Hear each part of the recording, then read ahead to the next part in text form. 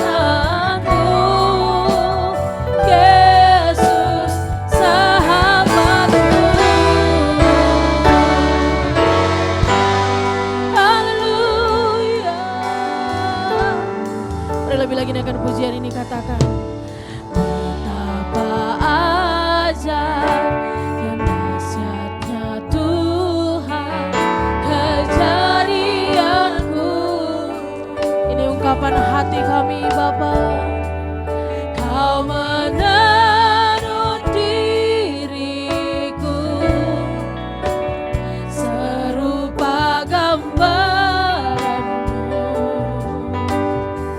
Katakan sungguh berharga Tuhan, sungguh berharga di mata-Mu Tuhan kehidupanku. Kau membawa hatiku mendekat erat dengan. Mari angkat suaramu, nyatakan. Mengangkat wajahku, dipandang keindahan-Mu Tuhan. Yesus, syukur, syukur bagi kesetiaan di sepanjang hidupku Tuhan. Mari angkat tanganmu bagi Tuhan. Dan ku angkat tanganku, angkat tanganku ke tata kasih dan karunia-Mu. Tak sekalipun Kau tinggalkanku, Yesus. Lebih lagi katakan, oh, mengangkat wajahku, kami pandang keindahan-Mu Tuhan Yesus. Amin. Syukur bagi-Mu Tuhan, kesetiaan, Kau setia Tuhan sepanjang hidupku. Angkat tanganku ke tata kasih dan karunia-Mu.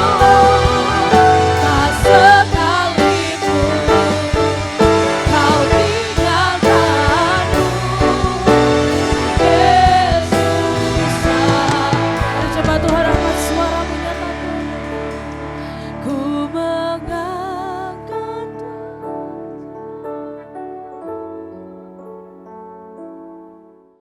Mari kita berdoa.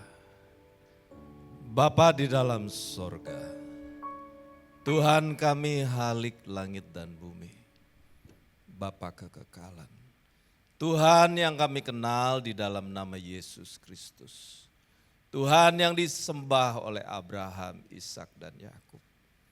Kami memuji dan mengucap syukur untuk siang hari ini oleh karena belas kasihan Tuhan, anugerah-Mu, perkenanan-Mu, rahmat-Mu yang tidak terhingga di dalam kehidupan kami. Kami masih diperbolehkan untuk menghampiri tahta-Mu yang suci, kudus dan agung. Sebentar kami mau mendengarkan kebenaran firman Tuhan. Pakai hamba-Mu yang banyak akan kekurangan. Tetapi hamba-Mu mau menyerahkan semuanya ke dalam tangan Tuhan. Kata demi kata dengan tuntunan Roh Kudus. Engkau yang ditinggikan, hamba-Mu yang direndahkan.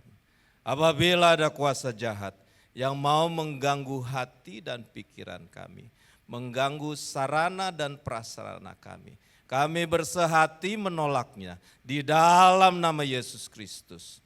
Berbicaralah ya Bapa, kami siap mendengar.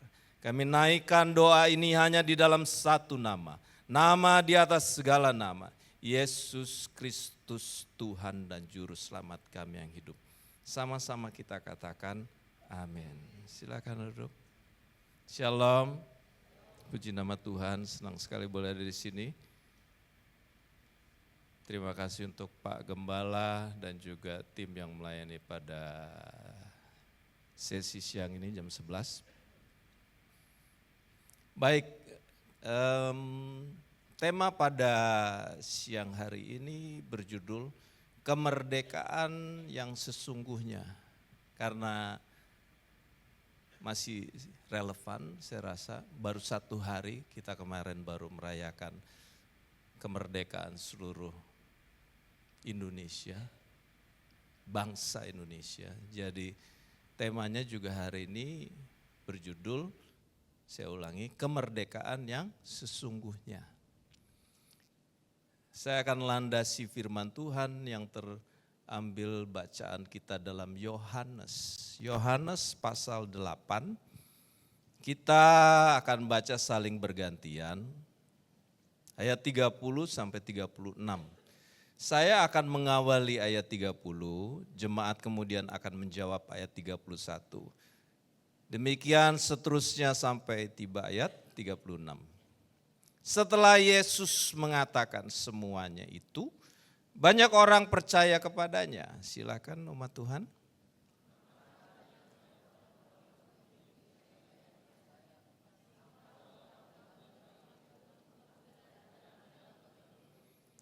Dan kamu akan mengetahui kebenaran, dan kebenaran itu akan memerdekakan kamu.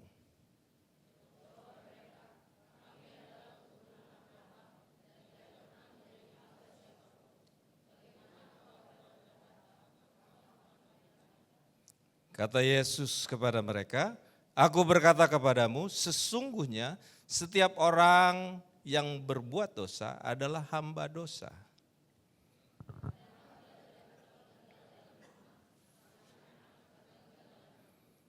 Dan apabila anak itu memerdekakan kamu, kamu pun benar-benar merdeka. Amin. Beberapa hari yang lalu, tepatnya tanggal 16 Agustus, saya membaca harian Kompas. Sekarang juga karena era digital, jadi saya juga membaca koran digital. Saya udah titipkan, mungkin Mbak siapa namanya yang pegang ini? Bisa tolong tampilkan, ada saya minta ditampilkan harian Kompas, bukan video. Judulnya harian Kompas yang awal. Saya ini biar mbaknya lagi cari dulu. Berjudul di sana, sudah merdeka belum sungguh-sungguh memerdekakan. Ya, lupakan saja itu gambar biar cepat. Karena kita kalau nunggu ini saya, karena banyak pembahasan, karena khotbah saya itu bahas Alkitab, jadi bukan omon-omon. Jadi di Kompas itu tertulis sudah merdeka, belum sungguh-sungguh merdeka. Nah, bacaan yang tadi kita baca, pokok pembahasan kita, itu LAI memberi judul, ya, perikopnya berjudul kebenaran yang memerdekakan. Ya, kita tahu dalam negara ada Undang-Undang Dasar 1945 yang berbunyi adalah apa? Kemerdekaan adalah hak segala bangsa. Masa lupa? Kalau lupa nanti diragukan ke warga negaraannya. Jadi kemerdekaan adalah hak segala bangsa. Termasuk kita, setiap individu juga mempunyai hak untuk memperoleh kemerdekaan. Kita ini harus punya betul-betul merasakan apa itu kemerdekaan. Apa sih kemerdekaan? Bukan hanya sekedar bebas, freedom, bukan itu aja, bukan. Ya. Bahaya kalau cuman hanya bebas ataupun merasa merdeka. Oleh karena itu pertanyaannya, kemerdekaan dalam hal apa? Nah, dalam bacaan kita itu Yesus mengajarkan kepada orang Yahudi. Di ayat 1 Anda bisa melihat di sana, setelah Yesus berbincang-bincang dengan mereka. Ya. Kayaknya LCD monitor bukan Yohanes 8 ayat 1 deh. Kalau enggak bisa ngikutin lebih baik dimatikan saja. Jadi tolong jangan lihat LCD, lihat perhatikan saya punya ini aja, penjelasan. Ya, di ayat 1 Bapak Ibu perhatikan pembahasan kita, ya. Syarat untuk menjadi seorang murid Yesus adalah, ya, firman Tuhan berbunyi, jikalau kamu tetap dalam firman-Ku, kamu benar-benar adalah murid-Ku. Ya. Bapak Ibu, di sini siapa yang nggak punya handphonenya, nggak punya Alkitab, angkat tangan. Ada yang bawa Alkitab dalam bentuk buku, angkat tangan. Nah, puji Tuhan. Nggak berbentuk buku juga nggak apa-apa, yang penting punya Alkitab di handphonenya, tolong. Jangan cuman IG aja atau TikTok ya. Jangan mengandalkan monitor. Kalau monitor ada masalah, nanti Anda nggak baca Alkitab. Jangan mengandalkan sound system. Kalau sound system nggak nyala, kita nggak khotbah. Jadi tolong, keimanan kita tidak bergantung oleh apapun. Amin. Suara saya tanpa mic ini bisa sampai ke belakang karena saya ini suaranya cukup besar dan biasa teriak-teriak. Oke. Jadi kata tetap, saya senang sekali membahas kata tetap. Jikalau kamu tetap itu dalam bahasa Yunani itu minite. Ya, perjanjian baru itu adalah menggunakan bahasa Yunani minite. Kata dasarnya meno. Meno itu bukan hanya tetap, tetapi bisa diartikan tinggal. Ya. Bahasa Inggrisnya apa? Continue. Bahasa Indonesia continue apa? Terus menerus. Selain itu bisa diartikan apa? Konsisten. Apalagi? Setia. Bagus sekali dari bahasa minite atau bahasa Inggrisnya continue. Terus menerus, konsisten, setia, bahkan bertahan. Nah, untuk tetap dalam konteks konsisten, setia dalam firman-Ku yang di dalam ayat 31 merupakan tantangan setiap orang. Betul? Untuk konsisten kita ini, itu kan tantangan, saudara. Jangan sok rohani. Setelah Anda keluar dari sini, belum tentu makan masih berdoa. Betul? Untuk konsisten, belum tentu. Untuk setia, belum tentu. Mungkin keimanan kita Kristennya minggu doang. Jangan sok rohani. Penting sekali kita itu mempunyai setia. Bahkan di dalam terjemahan bahasa Indonesia sehari-hari, kalau kalian hidup menurut ajaranku itu, engkau baru menjadi dikatakan murid. Untuk menjadi murid itu enggak mudah, saudara. Saya sebelum jadi pendeta, seorang pastor, saya harus duduk belajar dengan Pak Yusuf Roni 13 tahun. Istri saya Mela untuk sebelum dia dibaptis, dia belajar 8 tahun menjadi seorang murid. Jadi jangan keimanan yang karena perasaan, emosi. Menggunakan alat musik sehingga kayak film horor kan. Film horor tanpa musik kan enggak serem kan. Itu kan semuanya jeng jeng jeng, krik krik krik krik. Nah itu gitu kan. Jangan Anda coba cek keimanan Anda, jangan-jangan keimanan emosi. Ya. Jadi penting itu sekali, untuk menjadi konsisten itu gak mudah, saudara. Hari ini kita bisa haleluya, keluar dari sini juga halelupa. Mudah-mudahan minggu depan saya ada jadwal lagi dan saya pengen tanya coba. Khotbah saya yang hari ini temanya apa? Belum tentu ada yang bisa jawab. Betul? Nah, untuk setiap orang percaya mempunyai kewajiban mempertahankan iman sampai kesudahan. Buktinya mana? Kalau khotbah saya soalnya referensi Alkitab, jadi nggak boleh ngarang. Matius 24 ayat 13. Monitor bisa tampilkan nggak? Bisa ya, minta tolong. Ya. Tetapi orang yang bertahan sampai pada kesudahannya akan selamat. Ini yang ngomong Yesus sendiri.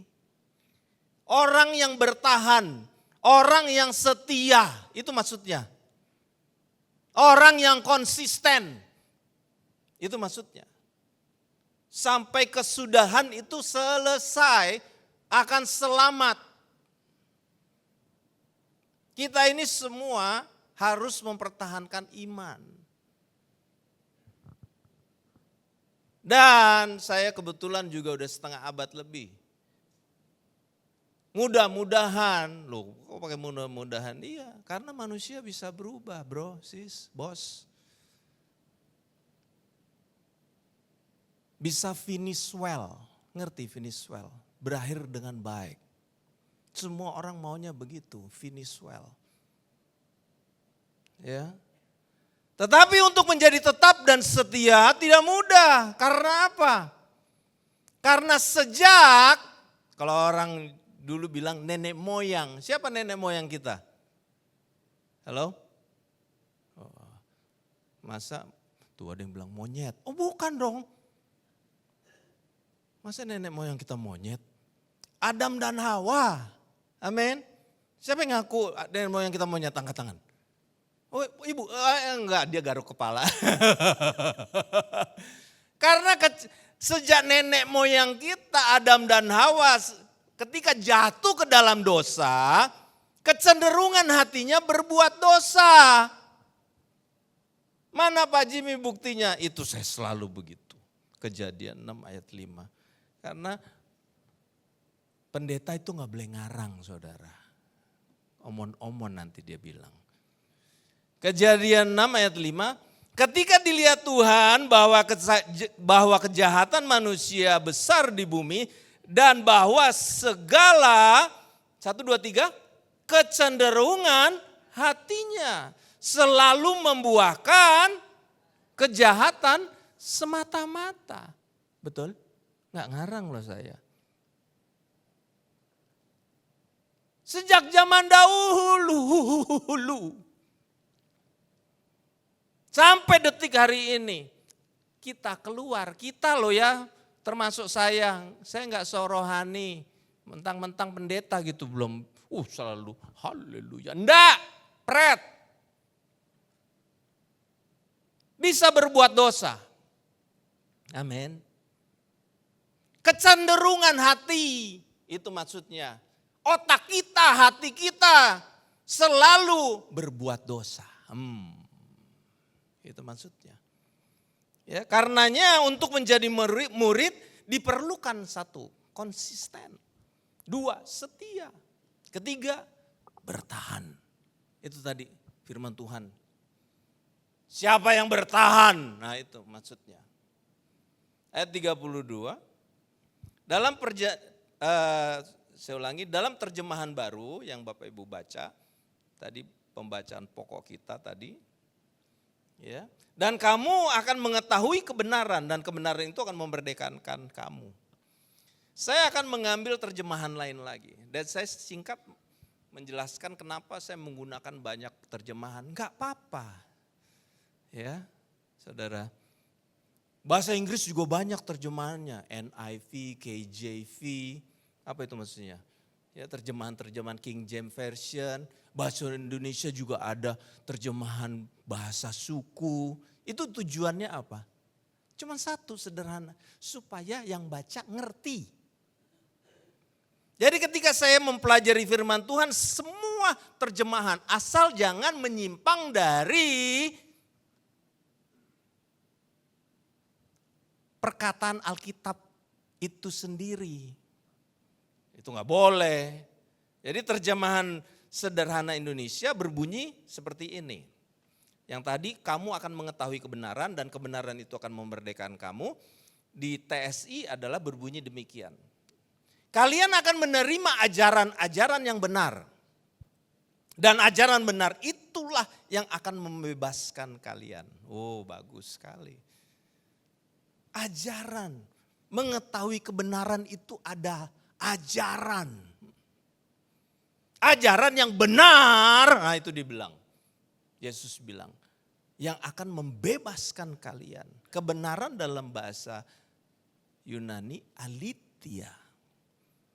Jadi Bapak Ibu Saudara yang dikasih Tuhan, sekarang banyak sekali sekte, aliran. Saya sebut sekte aja, aliran. Gereja. Dengan maksud tujuan saya pengen ngomong ini tapi saya naif nanti. Padahal saya sudah tulis ini. Biar aja Anda yang menilai.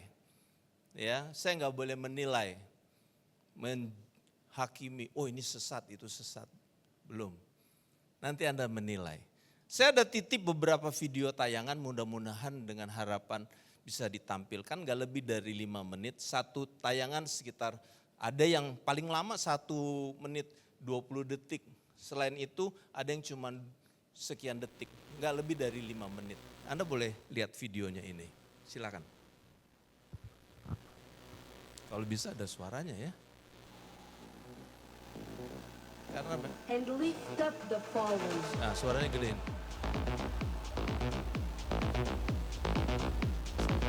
Ini tidak mewakili suatu agama loh ya.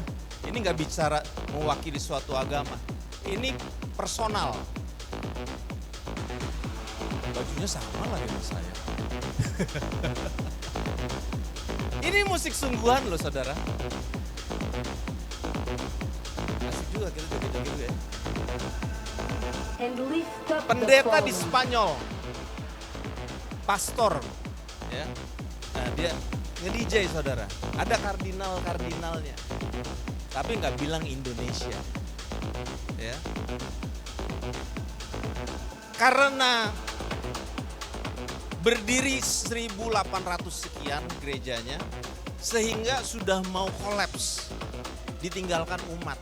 Gereja-gereja di Eropa itu udah banyak yang sudah mulai kosong, ada yang berbentuk sudah seperti hotel, ada yang menjadi bar. Oke, next video.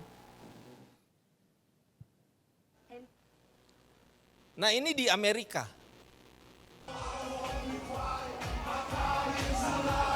Tahu lagu ini? Praise the Lord of my soul. Lagunya nggak salah saudara. Ya, tapi di dalam gereja itu menggunakan DJ, kemudian yang dipentingkan partinya karena ditulis itu party. Next. Ini gereja di Jepang. Aku kira ini gereja, sampai aku pikir, oh ternyata gereja di Jepang tuh rame juga ya.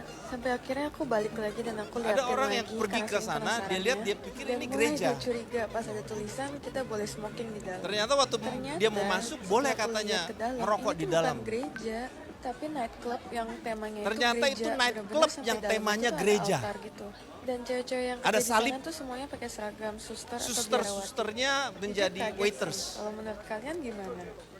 Oke, next. Ini di Afrika. Perjamuannya pegang bir.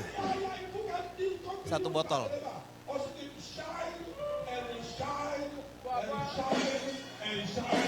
Oke, next. Ini di Singapura. Jadi church camp. Masih terus? Jangan Ini lagu populer sekali, enak sekali memang kalau buat joget-joget gitu. Terus next. Nah ini di orang Yahudi sendiri udah pakai DJ juga, digedein suara. Biar asik kita denger juga.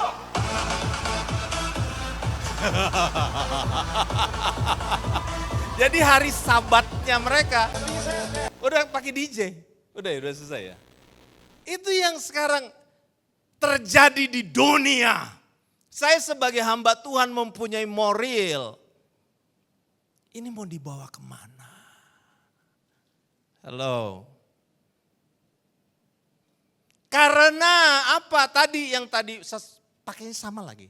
Sekarang pakai baju begini belum tentu pastor saudara, jadi mode, apalagi di Spanyol. Karena dia jadi favoritnya anak-anak muda. Pergi konsernya, namanya siapa itu yang gereja di Spanyol, yang nge-DJ. Karena gerejanya sudah mau kolaps, dia rubah untuk menghimpun anak muda pakai DJ. Gimana kalau kita pakai DJ juga saudara? Kita anak malam juga dulu saudara.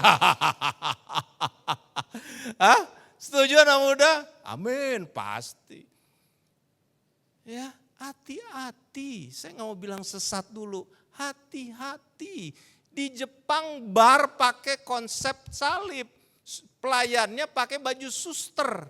Nah loh. Hati-hati, yang dikejar partinya, pestanya. Saya heran, apa mereka itu nggak baca ya di Lukas 21 ayat 34. Coba lihat. Padahal mereka kan baca Alkitab itu.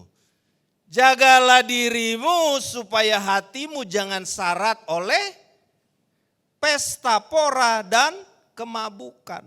Lukas 21 ayat 34. Serta kepentingan-kepentingan duniawi supaya hari Tuhan jangan dengan tiba-tiba jatuh ke atas dirimu seperti suatu jerat. Mereka nggak baca seperti ini ya Alkitab. Pesta pora dan kemabukan. Kalau udah pesta itu kliknya itu sama mabok. Apalagi narkoba. Loh kita juga pemakai dulu bos. Gak enak kalau udah namanya jong, gak ngefly itu gak enak. Pasangannya di situ. Anak muda nanti diarahkan ke situ, yang penting partinya dulu. Paham? Ya. Alkitab mengatakan, nanti buka aja di rumah, nggak usah ditampilkan, mau tampilkan juga boleh. Matius 7 ayat 15. Waspadalah terhadap nabi-nabi palsu dengan datang kepadamu dengan menyamar seperti domba. Tapi sungguhnya mereka adalah serigala yang buas. Domba, serigala dengan domba itu agak mirip-mirip. Siapa yang ngerti anjing, saya kebetulan hobi anjing. Anjing husky itu tuh dulunya nenek moyang dia tuh serigala. Makanya dia enggak gonggong, dia mengelonglong. Oh, kan saya bisa.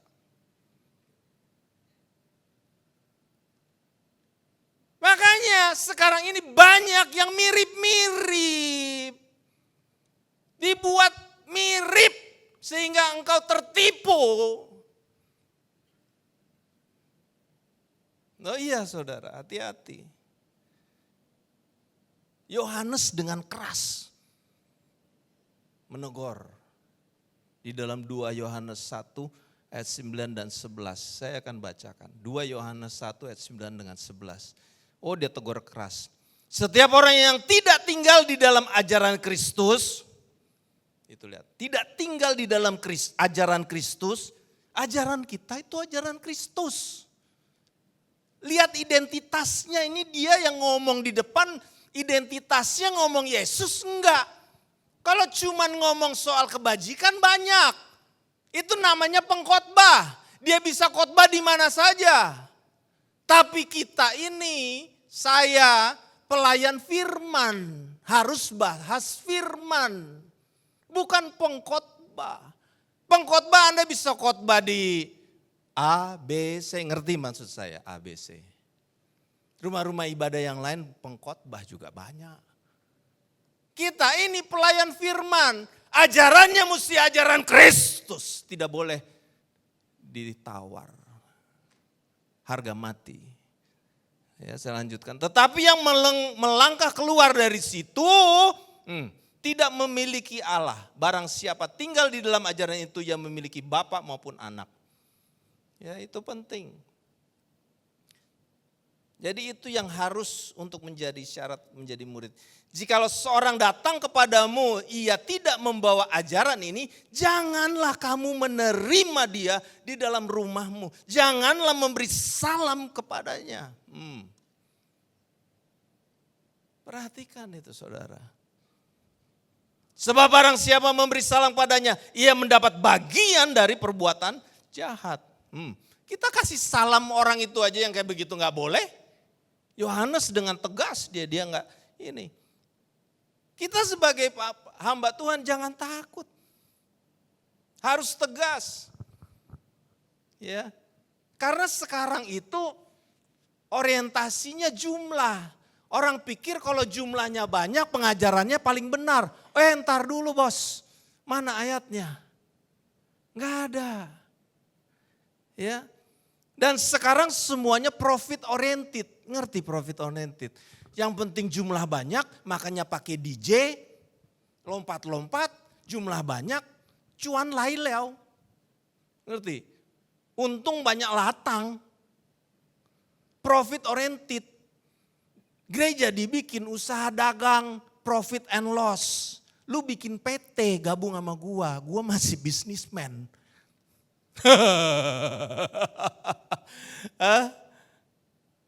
Ya, itu penting. Nah di ayat 33, makanya di kalangan gereja juga terjadi seperti di ayat 33 pembahasan kita. Orang Yahudi itu berkata, kami adalah keturunan Abraham dan tidak pernah menjadi hamba siapapun. Kekristenan sekarang ini sama seperti orang Yahudi ini.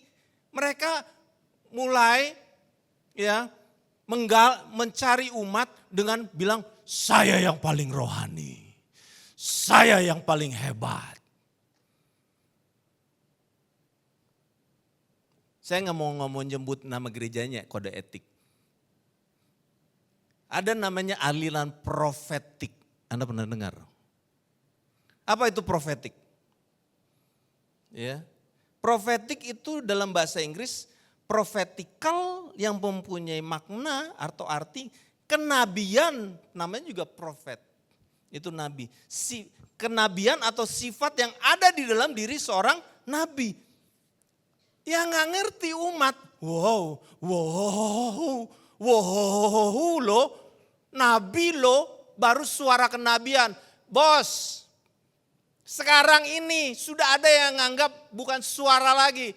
Saya nabi katanya. Saya dikawal pakai mobil Rolls Royce sama malaikat-malaikat.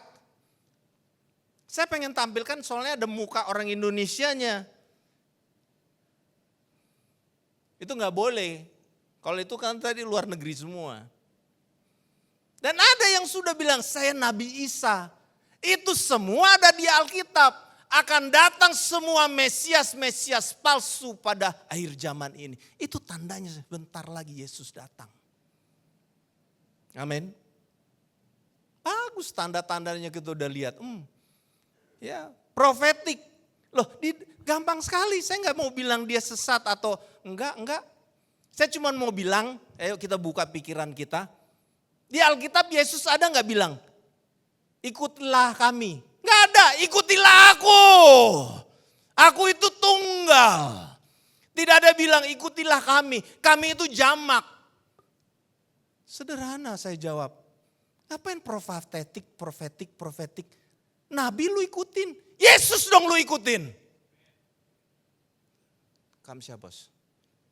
Yang ngomong amin cuma satu. Nggak ada profetik. Ikutilah aku itu tunggal.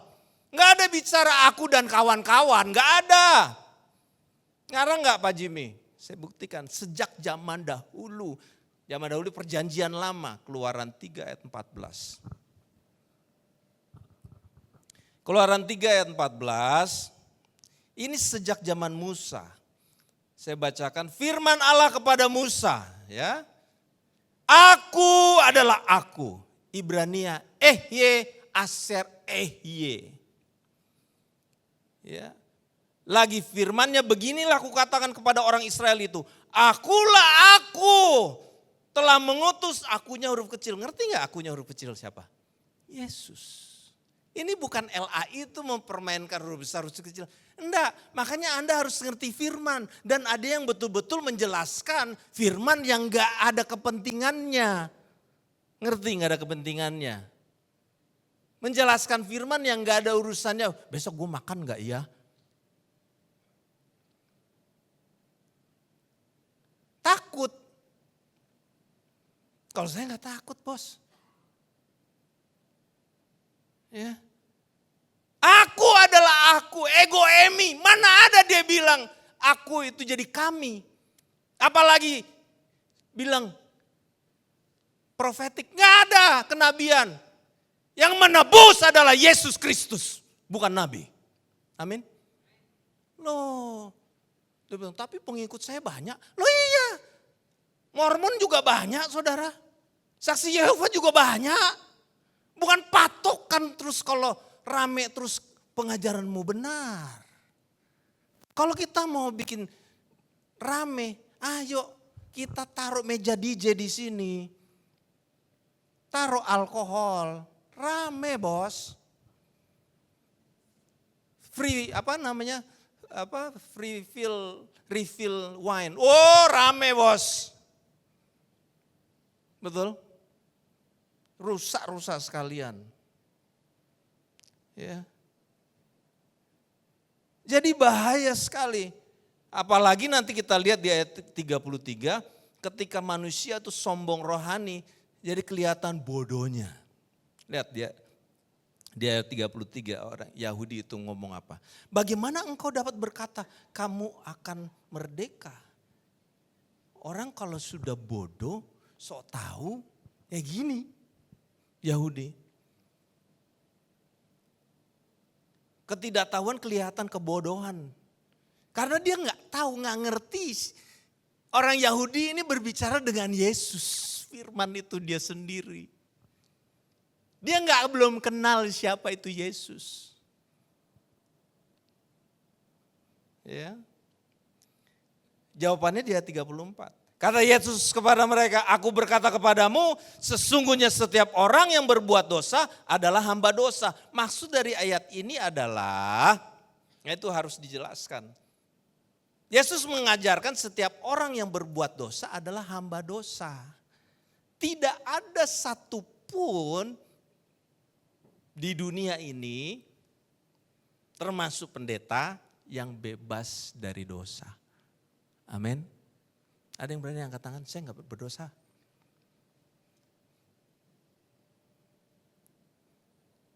Roma 5 ayat 12. Nah ini pembuktian dan referensinya. Saya ngomong bertanggung jawab dengan firman gitu. Roma 5 ayat 12, sebab itu sama seperti dosa telah masuk ke dalam dunia oleh satu orang. Maksudnya siapa? Adam. Oleh dosa itu juga maut, demikianlah maut itu telah menjalar ke semua orang. Karena semua orang, 1, 2, 3, telah berbuat dosa. Jangan lu ngaku-ngaku holy land.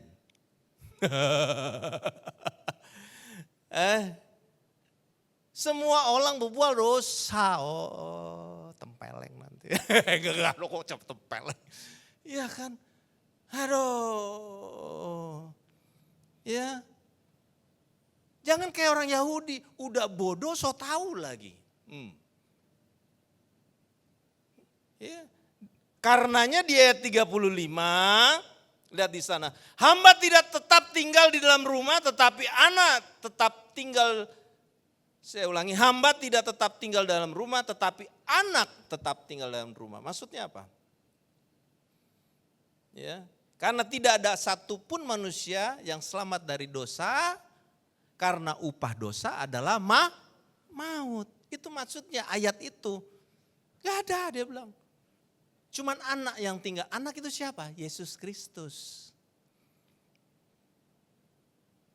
Dia 36, ya. Anak, nah itu maksud dia dibilang, anak kan. maksudnya Yesus. Ya. Apabila anak itu memerdekakan kamu, kamu pun benar-benar merdeka. Maksudnya apa? Hanya melalui Yesus yang membebaskan dari dosa.